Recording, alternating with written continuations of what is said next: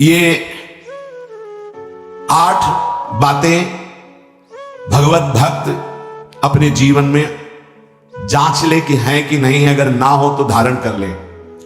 पहला है, संत महापुरुष आपके जीवन में है कि नहीं, ये जांच करनी। देखा है हमने, अगर किसी संत को आदर्श मानकर आप नहीं चल रहे हो तो दिमाग को खसकते हुए देखा, खसक गया है दिमाग। वो मनमानी आचरण केवल सिद्ध बनने के लिए कर रहे हैं। उनके आचरण ऐसे कि भोले भाले लोग ये समझे कि ये तो सिद्ध है। और जानते हो सिद्ध किसे कहते हैं?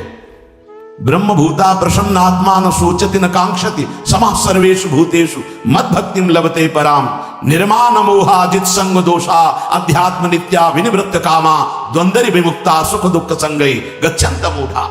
ये स्थिति आनी चाहिए। पूरा कोरा जैसे नाटक मंच पर नाटक किया जाता है ना, पूरा दिखाई देता है, पूरा नाटक। क्यों? क्योंकि कोई डांटने वाला नहीं, कोई आदर्श नहीं है महापुरुष जीवन में। जो मन आवे सो बोलो, जो मन आवे सो नाटक करो, तो 100 200 500 लोग भोले भाले जिनको ककहरा नहीं आता परमार्थ का, वो कह देते मेरे भगवान, मेरे सिद्ध योगी, मेरे महापुरुष मिटिया मेट कर देते हैं। बात तो तब समझ में आवे जब रसिक जन पास करे, गुरुजन पास कर दे। अपने मन से कुछ नहीं होता, जिसे महापुरुष पास कर दे वही होता है। संत महापुरुष कहे ठीक चल रहे हो, ठीक है, या वो मौन स्वीकृति दे दे, ठीक है। अपने मन से सिद्ध बनने पर सिद्ध थोड़ी कोई हो जाता है। जीवन में तुम्हारे संत हैं कि नहीं, बस इतनी बात देखो। अब एक भगत जी आए थे, अपने लोग तो सबका आदर ही करते हैं। उनका दिव्य रूप से हनुमान जी हमारे सामने प्रकट हुए थे। सच्ची बात कह रहे हैं, जिस समय दिव्य रूप हनुमान जी ने धारण किया तो हनुमान जी महाराज के ही भाई पवन पुत्र भीम कंपायमान थे। भीम जैसे हनुमान जी वैसे भीम, बड़े बड़े पर्वतों को अपनी टक्कर से चूर करने की सामर्थ्य रखने वाले। अभी पैदा ही हुए थे भीम और गोद में लिए हुए माता कुंती चल रही थी। अचानक सिंह निकला, दहाड़ हुई तो गिर गए भीम। तो जो जिस चट्टान पे गिरे चकनाचूर हो गई चट्टान, और उस आवाज से भयभीत होकर भाग पड़ा सिंह। अभी गोद में बच्चा थे। वो भीम जिस समय प्रार्थना की कि भैया मैं तुम्हारा वो दिव्य रूप देखना चाहता, तो उनका काहे गो तुम व्यर्थ में ऐसा तुम नहीं देख पाओगे। तो उनका हमारी लालसा है, आपका छोटा भाई हो। पट्टास किया हनुमान जी का वो दिव्य रूप कि कंपायमान होकर कह रहे थे, हे वायुपुत्र, हे पवन पुत्र, तुम अपने रूप का संवरण करो, मेरी सामर्थ्य नहीं। और वो व्यक्ति ऐसे कह रहा, मैं दिव्य हनुमान। हम कह रहे पाखंड मत करो, ठीक से चलो तो ये सब भगवत स्वरूप अनुभव में आ जाएंगे। ठीक से चलो, बड़ा विचित्र स्वरूप है। जब तक जीवन में कोई संत नहीं तो हम ये देख रहे हैं कि वो जीवन या तो पाखंड में सकिल जाएगा और या तो व्यर्थ के चिंतन में फंसा हुआ अपने को मान लेगा कि मैं सिद्ध हूं। आपका शब्द, आपकी दृष्टि, आपकी चेष्टा, तस्मा शास्त्रम प्रमाणम थे, तब सिद्ध माना जाता।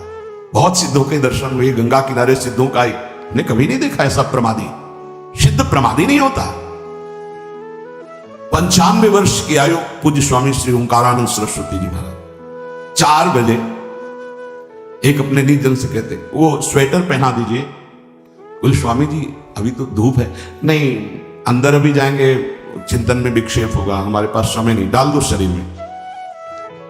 अब इसका एक साधारण शब्द हुआ, इसका प्रभाव इतना पड़ा, इतनी अवस्था में इतने चिंतन परायण की स्वेटर पहनना है, ये स्मृति बाधा ना पहुंचा पावे, डाल दो शरीर में। कितना सूक्ष्म। बड़े बड़े महापुरुषों को देखा है, अपने ब्रज के प्रेमी जनों को और ब्रह्मबोध संपन्न दोनों महापुरुषों को। किंचन मात्र कहीं भी कोई भी शास्त्र विपरीत शब्द नहीं, 1 सेकंड की चेष्टा नहीं पाई शास्त्र विरुद्ध। और यहां शास्त्र में है ही नहीं, हो वैसे सिद्ध हो रहे। क्यों? क्योंकि जीवन में किसी आदर्श महापुरुष का अंकुश नहीं।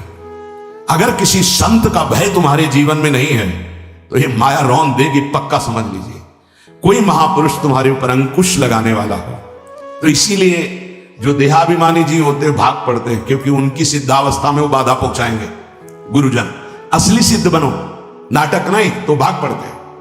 और जो गुरुजनों की शरण में रहता है वो परिपक्व भगवत प्राप्त महात्मा बन जाता है। इसलिए पूज्य बाबा कह रहे, पहला, किसी महापुरुष का अनुशासन है कि नहीं। प्रगट में अनुशासन जरूरी है, प्रगट में अनुशासन जरूरी है। नारदानंद सरस्वती जी महाराज नैमिषारण्य के पीछे आए थे, कुछ परिक्रम उन्होंने बताया, अब वो पधार गए जो वहां के अधिकारी बनाए गए विवेकानंद जी। नए वस्त्र धारण करके आगे, सदवई में मना है, यदि ऊपर का नया वस्त्र हो तो नीचे का पुराना और मलिन होना चाहिए। अगर नीचे का तो फिर ऊपर का पुराना मलिन, मैच नया क्रीच एकदम, ये सब साधुता के कुछ नियम होते हैं, साधुता की एक मर्यादा होती है। तो दोनों नए पहन करके आ गए, भूल हो गई उनसे, देखा शिष्य। और नैष्ठिक ब्रह्मचर्य में सफेद कपड़े पहनाए जाते, तो और वो खिले हुए ऐसे बांधे ऐसे सुंदर, उनकी दृष्टि गई। लाख लाख जहां बैठकर सत्संग सुनते हैं, स्वामी श्री नारदानंद सरस्वती जी बड़े ही महापुरुष थे, अपार भीड़। और सत्संग के बाद 1 घंटा सबको एकांत चिंतन करो, क्या वहां ब्रह्म ज्ञान का सत्संग होता था। प्रातःकालीन बेला पे जैसे अपने यहां सत्संग होता है, वहां थोड़ा विलंब होता था, 5:30 बजे जो निजी चैनल का, वो योग वासिष्ठ से कैसे तुम्हें बताएं, जब उस सभा में बस यही लगता है कितनी जल्दी देह राख छूटे और अपने स्वरूप में महापुरुषों का वचन का प्रकाश होता है। एक सत्संग होता था सामूहिक सब लोगों, एक होता था पर्सनल, जो दिव्य साधक हैं केवल वही बैठ सकते हैं, अन्य नहीं। ऐसे पूज्य बाबा के यहाँ एक होता था पर्सनल ज्ञान का और एक होता था सामूहिक प्रवचन। तो उस समय सामूहिक सत्संग चल रहा था, काफी सब समाज लाखों की थी, देखा दूर से। एक शिष्य से कहा गौशाला में जाओ, गोबर को गीला कर दो। उनसे कहा विवेकानंद गोबर की छवियां भर करके यहां खड़े हो सत्संग के पास, वहां ननुनच हो नहीं सकता, और गीला गोबर तो जो 2 घंटा सत्संग हुआ पूरा टप टप ऐसे कपड़ों में, पूरी हालत बिगड़ गई। क्या था ये? संत शासन। अब दोबारा वो गलती नहीं होगी, समझाने की जरूरत नहीं, अब समझ गए कि हमसे गलती क्या होगी। संत शासन नहीं है तो ये मन बहुत विचित्र है, बहुत विचित्र है। इसीलिए पहला जो भी परमार्थ का पति को, चाहे ज्ञान मार्ग का, योग मार्ग का, किसी योग मार्ग की लौकिक ऊंचाई पर पहुंचे हुए कि गुरुदेव आए और उन्होंने कहा कि किसी कारण से शिष्य बढ़ जाए और अपने गुरुदेव की अवहेलना करे तो उसकी गति क्या होगी? उनका दुर्गति, दुर्गति, दुर्गति के सिवा उसके आगे कोई शब्द नहीं है। गुरु को पीड़ा है और शिष्य परम पद में पहुंच जाएगा? नहीं नहीं, ऐसा नहीं हो सकता। अनुशासन अत्यंत आवश्यक है। किसी भी वैभव या लोक व्यवहार या लोक मान्यता बढ़ जाने पर अपने गुरु का अपमान, गुरु की अवहेलना, तो उसकी दुर्गति पक्की। देखो, ये मन है, ये इंद्रियां हैं, ये अहम है, ये केवल गुरुदेव से ही वश में आता है, दूसरी जगह नहीं आता। क्यों? क्योंकि दूसरी जगह उत्तर देने का अवसर है। दूसरी जगह हम नहीं मानते तुम्हारी बात, लेकिन वहां ना उत्तर है और ना नहीं मानते, केवल वहां मिटना ही मिटना है। अगर ऐसा उपासक है तो निश्चित परम पद का अधिकारी। केवल मिटना कोई उपाय नहीं है, अहंकार के पोषण का कोई उपाय, केवल मिटाना है। रो लो, चिल्ला लो, जो तुम्हें करना है कर लो, आना तुम्हें इसी मार्ग में पड़ेगा, दूसरा कोई रास्ता नहीं। बलिहारी घेर करके नष्ट कर देते हैं हमारे मन की मनमानी को, हमारे अहंकार को। इसलिए जीवन में प्रगट में जिनके जीवन में संत हैं और वो स्वीकार करते हैं उनका अनुशासन, उन्हीं का जीवन प्रकाशित होता है, पक्का समझ लेना। दूसरा, भागवतिक मार्ग में चलने वाले उपासक को सांसारिक पुरुषों की मित्रता करके उनकी संगोष्ठी में नहीं बैठना चाहिए। इस बात को बहुत अच्छे से समझ लो। सांसारिक पुरुषों की जो वृत्तियां होती हैं उनमें बड़ा आकर्षण होता है भोगों का, प्रपंच का।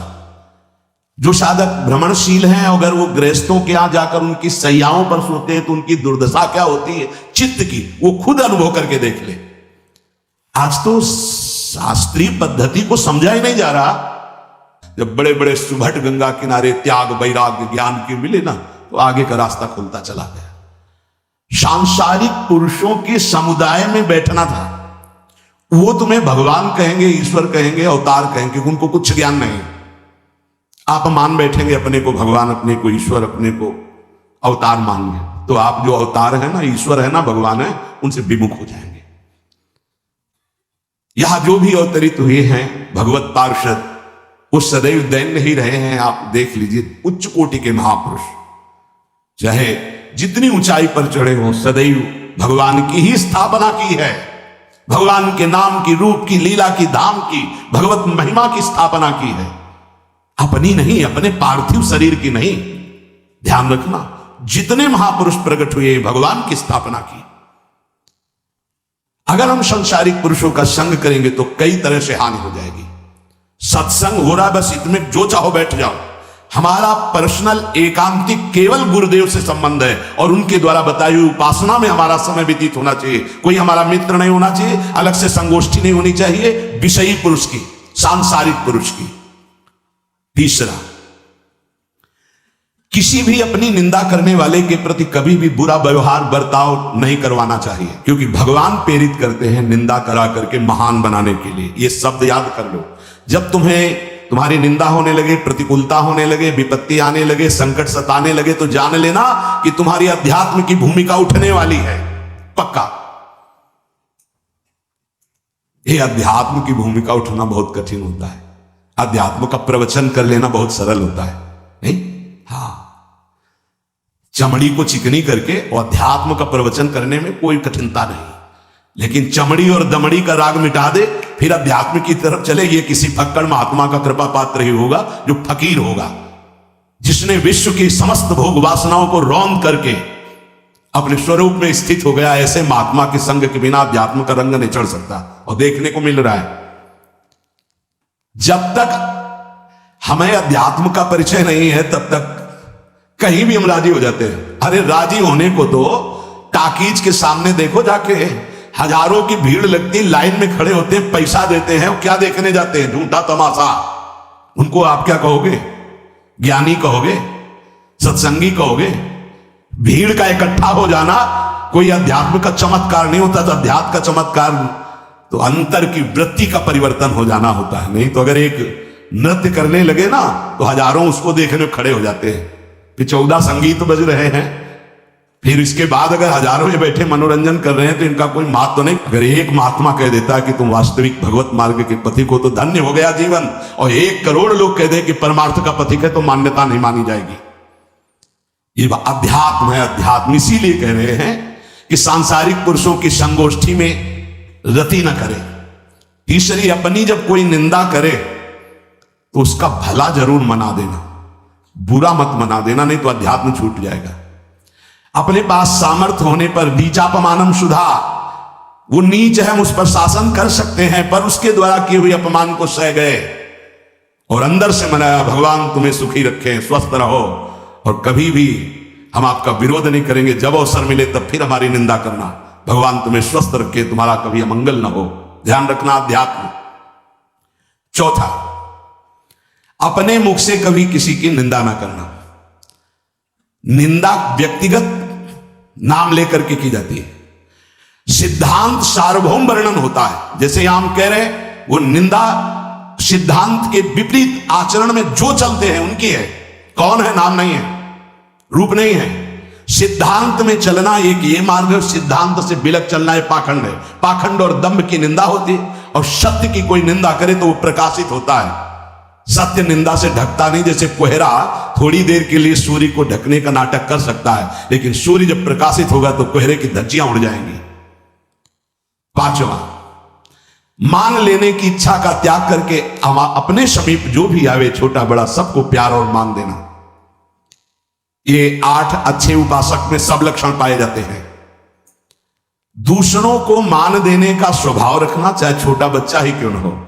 ये नहीं कि धनी मानी बड़ा आकर के धन राशि दे रहा है तो उसका सम्मान हो रहा है, और छोटा प्रणाम कर उसकी तरफ देखा भी नहीं जाए। नहीं, बच्चे से लेकर कोई भी सबको एक ही प्यार की दृष्टि से देखना, भगवत भाव से देखना।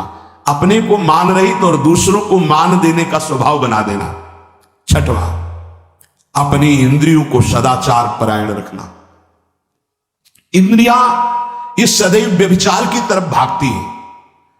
नेत्र व्यभिचार दोष, बार बार दूसरों के प्रति देखना आकर्षणकारी, कैसा भी दोष अंदर का भाव हो, नेत्र दोष।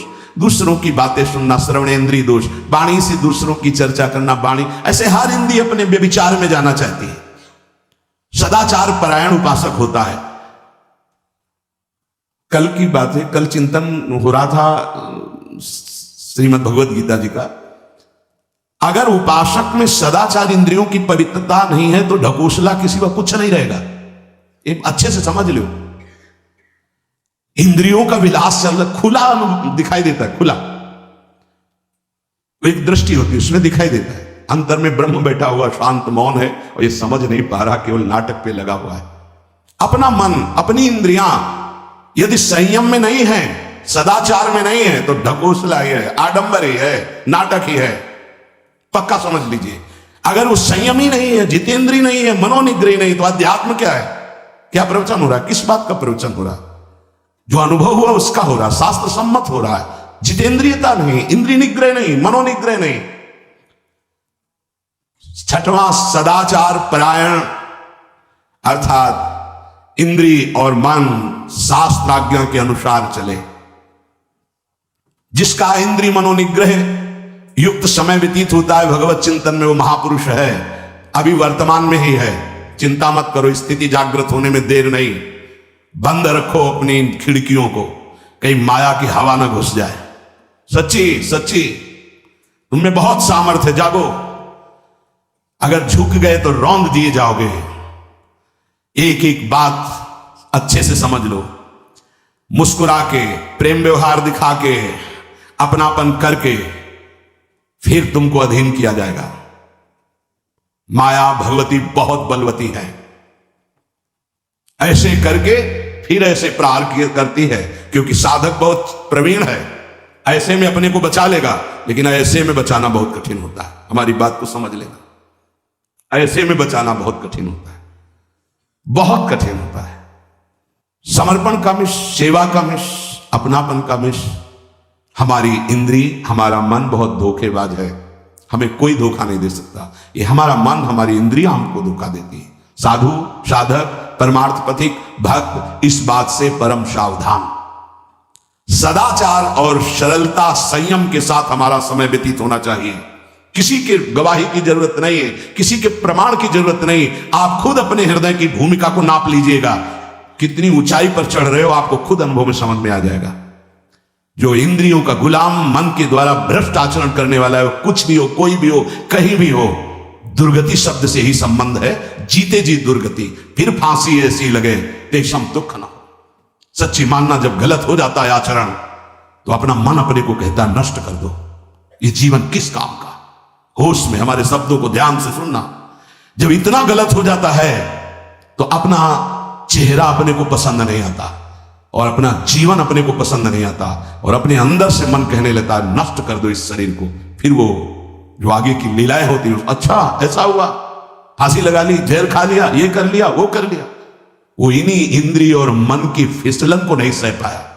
अच्छा, किसी महापुरुष का शासन नहीं था, नहीं, उस चूक में भी बचत हो जाती है। एक बहुत बड़े महापुरुष के समीप रहने वाले से चूक हो गई, तो उन्होंने अपने आसन के पास आसन लगवाया। सब साधकों ने कहा कि बहुत बदनामी होगी, क्योंकि आपका नाम आगे है और वो आपके आश्रित है, ऐसा है किसी महापुरुष की। कहा तुम क्या समझते हो, ये बाया है, चूक हो गई, अब इसको कभी चूक नहीं होगी, ऐसा बना देंगे, कभी त्रुटि नहीं होगी, इसको ऐसा बना देंगे। और वो फिर ब्रह्मावर्त बिठूर में रहे, वो बहुत अच्छे महात्मा है, अब भी हैं।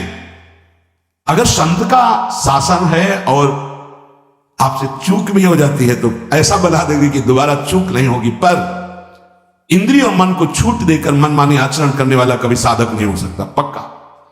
और आप सच्ची मानना, आपकी एक बार इंद्रिय मन छूट हो गई तो जिंदगी भर दबे रहोगे, दहाड़ने लायक नहीं रहोगे। माया तुम्हारे को सदैव कोसती रहेगी, तुम्हारा हृदय चलता रहेगा, ऐसा कैसे हो गया, ऐसा कैसे हो गया। जब ऊंचाई की तरफ सोचोगे तो सामने वो अगर प्रायश्चित करके मिटा दिया है तो बात है, नहीं तो कर्म सामने आ जाएगा। लगेगा नहीं, हम इसी ऊंचाई लायक नहीं, हम इस ऊंचाई लायक। आपसे प्रार्थना कर रहे, अगर चूक हो गई हो तो उसको मिटा दो, नहीं आगे बढ़ने में बाधा पहुंचा देगा। अपने गुरुजनों से सलाह करके उसका प्रायश्चित कर लेना चाहिए। अगर गुरुजन कर दे जाओ कुछ नहीं तो कुछ नहीं, खत्म खेल, वो निपटा देंगे, वो करुणामय है, उनमें बड़ी सामर्थ्य है। पर छठवां सूत्र, सदाचार, संयम, जितेंद्रियता, मनोनिग्रह साधक में होना ही चाहिए। जो साधक एकांत में मनोरंजन करके अपने जीवन को नष्ट कर रहे हैं, अच्छा होता गृहस्थ धर्म में रहते, बाल बच्चे पैदा करके मेहनत करके धर्म पूर्वक कमाते और समाज की सेवा करते। यदि अखंड ब्रह्मचारी वैराग्य मार्ग के पथिक हो तो चूक ना होने पावे प्रार्थना करते हैं। इंद्रियों को शिथिल ना होने देना, मन को शिथिल मत होने देना, नहीं तो ऐसा बंधने बांध देते हैं कि बड़े बड़ों को सर झुकाकर चलना पड़ता है। रौंद देती है माया, ध्यान रखना, सर उठाने लायक नहीं रह जाता। अगर इंद्रिय जन्य भोगों का आकर्षण नष्ट कर दे तो अपना मन अपने को जलाता रहता, धिक्कार देता रहता। कैसे हो गया ऐसे? तो कैसे हो गया? कीन हो इसका बहु अभिमाना, सुख हो वंचा कृपा निधाना। कहीं अभिमान हो गया कि मैं ब्रह्मचारी हूं, मैं जितेंद्री हूं, मैं मनोनिग्रही हूं, तो ठाकुर जी ने दाना फेंक दिया, देख भला मनोनिग्रही है तो मत चुन। लेकिन कृपा पात्र साधक पुनः अपने आप को सावधान करके सदाचार में ही स्थित रहे। आज सदाचार को समझा ही नहीं जा रहा कि सदाचार है क्या। 7वां, किसी भी पद को साधक कभी स्वीकार न करे। समाज में बड़े पद मिलते हैं, यहां भगवत प्राप्ति की वार्ता हो रही। किसी भी पद, किसी भी सम्मान को स्वीकार न करे। ये सब उपाधियां हैं, अगर उपाधियां स्वीकार की तो उपद्रव शुरू हो जाएंगे। कोई उपाधि स्वीकार न करो तो इतने महान बन जाओगे कि पूरे विश्व में तुम ही होगे। ये भी बात याद कर लो, कोई भी छोटी मोटी उपाधि स्वीकार की तो उस महान को नहीं प्राप्त कर पाओगे। विश्व में तुम ही होगे, या तो ज्ञान में तो एक तुमसे बड़ा कोई है नहीं, और अगर भक्ति में तो तुमसे छोटा कोई नहीं, तो विश्व में तुम ही तो हुए ना। सब बड़े और आप छोटे, विश्व में आप तृणादपि सुनीचेन, और ज्ञान तो हम ब्रह्मास्मि, सबको समेट लिया अपने में, एक के सिवा दूसरा कोई नहीं। यह है उपाधि रहित महापुरुष की स्थिति। कोई उपाधि स्वीकार न। अनंत ब्रह्मांडों का महारत्न इंद्र नीलमणि, जहां जहां भक्त मेरा चरण रखे वहां वहां रखूं हाथ, पीछे पीछे मैं फिरूं कभी न छाड़ूं साथ। इससे बड़ा कोई पद होगा? निरपेक्षम मुनिम शांतम निर्वैरम समदर्शनम अनुब्रजाम्य हम नित्यम पूये यत्यंगुरेणु भी। जिसकी चरण रज लेने के लिए परब्रह्म परमात्मा पीछे डोलता है, वो है ये पद। जब कोई पद नहीं स्वीकार करता तो ये पद प्राप्त होता है। इसलिए 7वां, किसी भी उपाधि को, पद को साधक कभी स्वीकार न करे। आप यहां के अमुक बन करके अमुक नहीं, सेवाएं सब हैं पर सेवक हो, कोई पद नहीं। देख लो बड़े बड़े महापुरुषों को। पूज्यपाद उड़िया बाबा जी ने जब देखा तो दंड का विसर्जन कर दिया कि पद की तरफ एक घसीट रहा है। गंगा जी में महाप्रभु चैतन्य देव ने गंगा जी में, जो हमारे परम पद के बीच में आएगा सबका प्रवाहित कर देना ही उचित है। बहुत समझना, पूरे जीवन भर याद रखना, यह अध्यात्म है। अध्यात्म कभी कोई भी उपाधि स्वीकार ना करे। वो बहुत जल्दी उपाधियां सामने लिख दी जाती है, तभी कोई वो स्थिति ही नहीं आती। उपाधि, हमारे ब्रजमंडल में एक से एक महापुरुष हुए हैं। बाबा प्राण धन रहे हैं, कितने संत महापुरुष, और उनको यहां प्यार से ब्रजवासी जन मेरो बाबा, प्रिया प्रीतम के लाडले। कोई उपाधि नहीं, कोई पदवी नहीं, कोई प्रतिष्ठा नहीं। और 8वां, ये आखिरी, किसी भी परिस्थिति में अपने आराध्य देव का चिंतन ना छूटने पावे। पूर्णता ये तभी हो सकता है जिसके जीवन में ये 3 बातें हैं। आखिरी वाली बात, किसी भी परिस्थिति में अपने लक्ष्य का चिंतन न छूटने पावे। ये 3 बातें जिसके जीवन में है तो ये आखिरी बात पूर्ण होगी। आखिरी और पहली 2 बहुत जोर की बात थी। पहली थी किसी संत महापुरुष का शासन, और पूर्णता आई किसी भी परिस्थिति में अपने लक्ष्य का चिंतन न छूटना। बीच में अपने आप सब आ जाएगा।